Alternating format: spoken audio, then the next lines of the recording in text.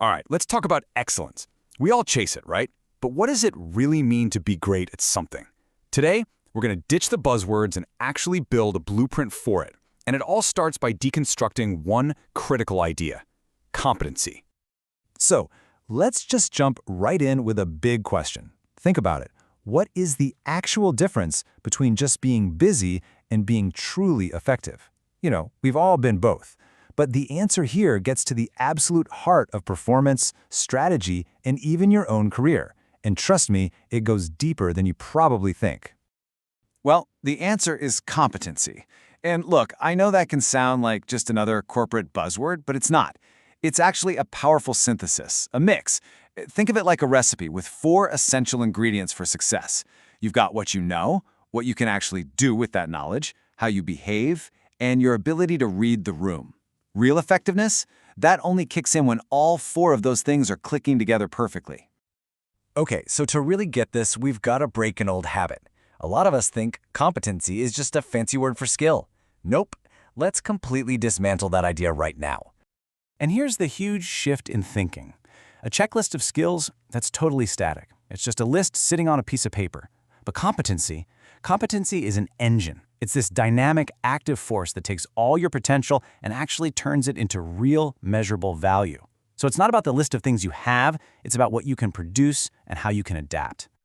All right, so if competency is an engine, what are the parts that make it run? Let's get under the hood and look at the essential building blocks, the things you need to construct real, lasting excellence. It all starts with something called ability.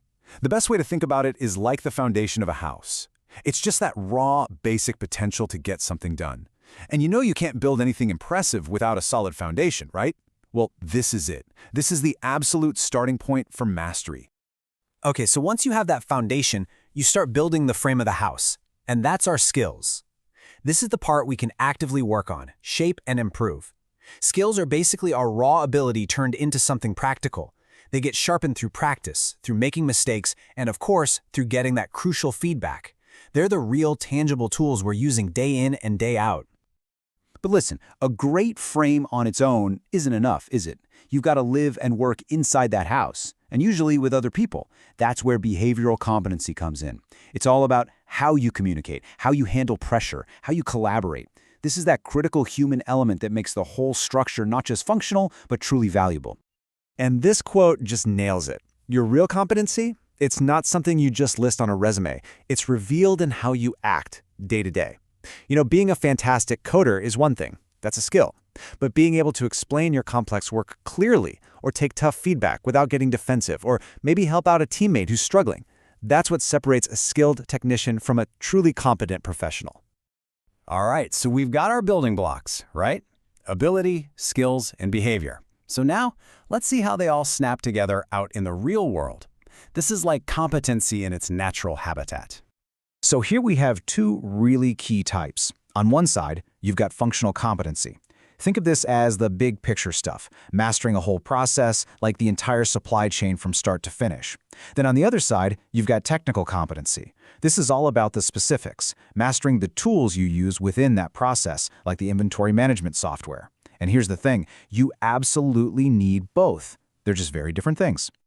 And let's talk about leadership for a sec. It's so important to remember that leadership is not a job title. It is a competency. It's that unique ability to enable other people to amplify their performance. And you see it demonstrated through things like a clear vision, sound judgment, and a real ability to motivate. True leadership isn't about being the boss. It's about making the entire team better. Developing these competencies isn't random. It's actually a pretty predictable journey. We all start as a novice, right? Just rigidly following the rules. Then we start to grow. But check this out. The stage that's actually called competent is only the halfway point. That's just where you can handle most things reliably. The real goal is to keep pushing beyond that to become proficient and then an expert, where your knowledge is so deep it's almost like intuition. So see, competence isn't the finish line. It's just the starting block for true mastery. Okay, up to this point, we've been focused pretty tightly on the individual. But now, let's zoom the camera way out. How does an entire organization engineer itself for excellence? I mean, how do you build a lasting competitive advantage from the combined competencies of all your people? Well, it all begins by identifying what are called core competencies. And these are not just the things a company is good at. They're the unique, special strengths that your rivals just can't easily copy. Think about a tech company's obsession with beautiful design or a car brand's legendary manufacturing process. These kinds of capabilities, they define the company's whole identity. They're literally woven into its DNA. So that's a great big idea, but how do you connect it to actual people doing actual jobs? You do it through something called competency mapping. This chart here makes it super concrete. Just look at that top row. The big strategic goal is to lead in AI innovation. Okay, what does that require? A core competency in systems thinking. And what does that translate to? Well, you need key roles like an AI systems architect. See that? It's a straight, unbroken line from high-level strategy right down to the talent you need on the ground. And when you put all of these pieces together, what you end up creating is a capability ecosystem. A really healthy organization is this balanced blend of leadership, core, functional, and technical strengths. And that diversity is everything. It's what builds resilience. It's what makes the company strong even if one of your star players decides to leave. Excellence becomes baked into the system itself, not just dependent on one or two people. Okay, so we've designed this incredible organizational machine, all built on competency. Fantastic. But how do we know if it's actually working? How do we prove it? Let's talk about measurement and what the real return on investing in people looks like. The ultimate output, the thing you're aiming for with this whole system, is high performance. And I want you to notice the key words here: superior, consistent, and under pressure.